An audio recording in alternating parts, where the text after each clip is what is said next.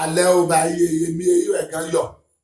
ayọ̀ owó yẹmi ti God's Call Ministry nọ́mbà mi ètì yípadà o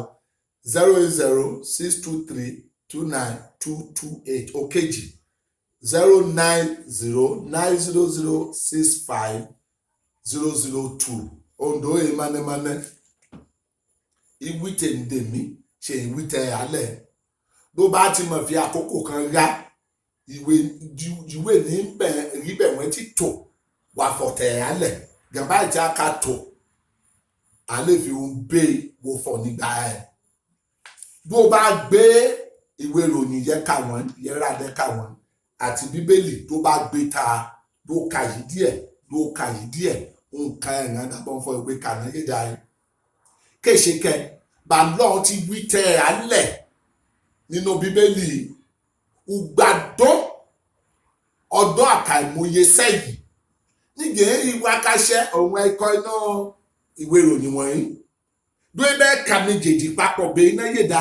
èyí sí ìyàtọ̀ tó fi kí àsọtẹ́lẹ̀ ti gbé yàtí wíálẹ̀ òwe ṣẹlẹ̀ nínú ìwé ìròyìn wọ̀nyí wọ́gò bí ó bá ṣí bíbélì bẹ́ẹ̀ bí ó lọ síbi ìwé Mátíù ìrere ti Mátíù orí kẹrìnlélógún ọ̀sẹ̀ kọkànlá ó fọ nǹkan bẹ̀ ìdó bá ti dà òpin ọjọ́ ò nìkan yé o ìwòlí èké ìyàn gbogbo kan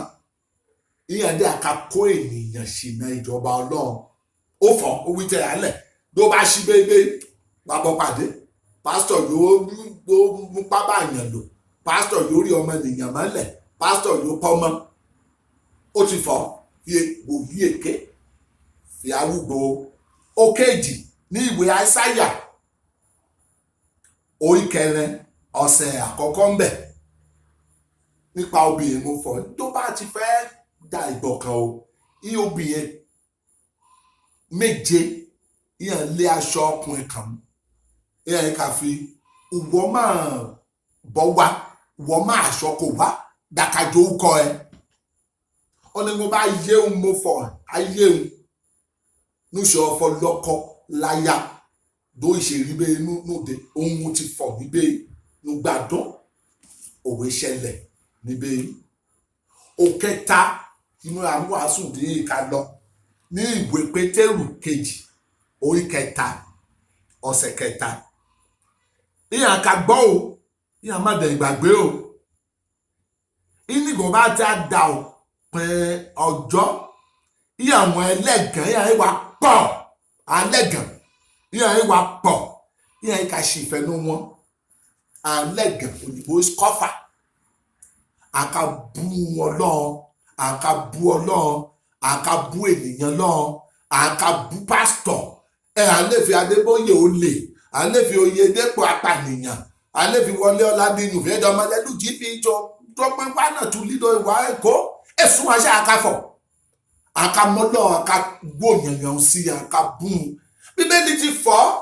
inú kan ayé hàn lẹ́gàn tó bá ṣí ìyẹn fi WhatsApp lórí fóònù wa wọ̀nyí ìyẹn fi Facebook wéètì lè kà ó mẹ́ta gbòjá dáadáa ọ̀nà máa tòbé gbàm ọlọ́kọ̀ ọ̀fọ̀lọ́ ẹgbẹ́ nǹkan láìpẹ́ mi náà bí ìjọ mẹ́ta ìpásọ̀ ìṣàdúrà dà ìgbà ẹ̀bọ́n náà fi ẹ̀ ṣe ìwòsàn ìyẹn ọlọ́run ìdálé gbòò yòókù gbòò ìṣẹ̀ mo bú ẹ̀rí kéde ibú ẹ̀rín kéde dobi mi lónìí fọ yìí ó ti fọ̀tẹ̀ alẹ̀ fi nígàn bá dà àkókò bẹ́ẹ̀ o ń bẹ́ẹ̀ o ń bẹ́ẹ̀ o ń bẹ́ẹ̀ fi àpọ̀ lófẹ́ ọlọ́run bẹ́ẹ̀ yé tí fọ̀tẹ̀ alẹ̀ déédéé iṣẹ́ wa ká ṣẹ́ nugbàdàn ó dàṣọ wáyé ká ń bẹ́ẹ̀ ló mọ̀ gbọ́ déédéé mú ti fọmọ iṣẹ́ yìí òwe ló bá ti ṣí ń bẹ́ẹ̀ ló ti bọ́ nú bẹ́ẹ̀ ó dà bọ́ nú bẹ́ẹ̀ òun àná ohun ọdún kẹwàá ó ti da àwọn òní yẹ tó mówó rọ kí mẹ́yà fọ̀dí yìí ká lọ ẹgbẹ́ ọmọkùnrin ẹgbẹ́ ọmọbìnrin ìwé dàgbàdì sùn yáyé ẹ ọbọ ńlá kí ẹ dédé ohun ti fọmọ iṣẹ́ yìí dédé ohun ti fọ nígbàdàn ẹnìmọ̀ iṣẹ́ yìí lúfẹ́ ọlọ́run bẹ́ẹ̀ ọmọ ìyẹ́dó sátì náà kókò yàrá yìí ló má fi ẹ̀rọ náà gí yẹn ó fọ̀ tẹ̀ alẹ̀ dáwà ní ìwàásù láìpolé kárí fọ̀ ẹ̀dẹ̀ fọ̀ ohun ti fọ̀ alẹ̀ tó fi kí n àrífi ó ṣẹ jọ mọ́tà tó ká Jésù ilé ẹ̀ka ìyíwó sákó sẹ́yìn ó ti tó fún àìsàn mọ́ ohun tó nǹkan mo mà ní fi kékeré nínú òwe yìí ẹni ṣe ló má ṣe o ayọ̀ bóyá mi ò kọ́ mi e nọ́mbà mi bóyá wàá pè mí tó bó lè mọ̀ òṣèwò ṣá sátì ló ṣá gbàjésù ayé ẹ ló ṣá yábẹ́ ààbò yà pa ẹ mọ́ títí dọ̀jọ́ láíláí ìyè ayérayé mo lè pè nọ́mbà mi 00623292228 tàbí 09090065002 pè mí o dájọ́ tó ṣàlàyé ẹ̀yìn àwa ọ̀fọ̀ náà ó gbọ́dọ̀ ṣẹ o ìyórí inú bẹ́ẹ̀ òun ẹ̀kọ́ inú bẹ́ẹ̀ yìí o ó dàbọ̀ o.